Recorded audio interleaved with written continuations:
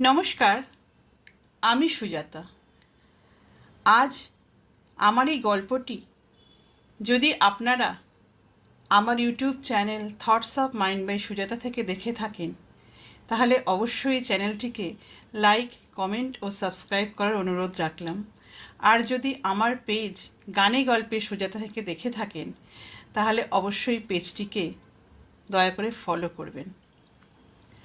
আজ আমার এই গল্পটি একটু অন্যরকম, একটু ধারায় তৈরি।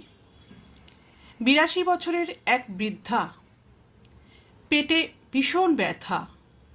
ডাক্তারের কাছে তাকে নিয়ে যাওয়া হলো।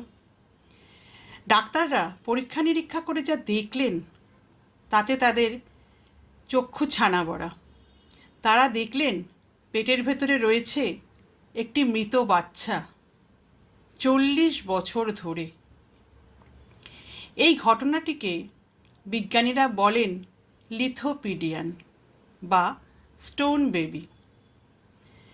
চিকিৎসা বিজ্ঞানে এটি অত্যন্ত একটি বিরল ঘটনা। 1582 সাল থেকে আজ পর্যন্ত সারা পৃথিবীতে 300টির মতো এই রকম ঘটনা ঘটেছে।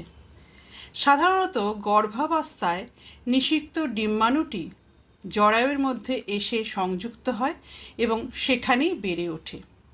কিন্তু কখনো কখনো নারীর ফ্যালোপিয়ান টিউব যদি ব্লক থাকে, তাহলে কিন্তু নিষিক্ত ডিম্বাণুটি জরায়ুতে পৌঁছাতে পারে না। ফ্যালোপিয়ান টিউবের ভেতরেই সেটি বাড়তে থাকে, যাকে বলে একটপিক প্রেগনেন্সি। ফ্যালোপিয়ান টিউব শিশুকে ধারণ করার মতো জায়গা রাখে না, তাই টিউবটি ফেটেও যেতে পারে।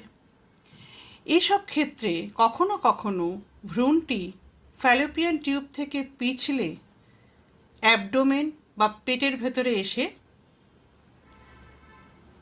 বসবাস করতে থাকে। কিছুদিন হয়তো সেটা বাড়ে, কিন্তু তারপরেই পুষ্টির অভাবে সে মারা যায়। এই ভ্রূণটি যখন মারা যায়, নারীর শরীর সেটিকে একটি মৃত টিস্যু হিসেবেই শনাক্ত করে এবং সংক্রমণ প্রতিরোধ করার জন্য তার বাইরে ক্যালসিয়ামের আস্তরণ তৈরি করতে শুরু করে দেয়।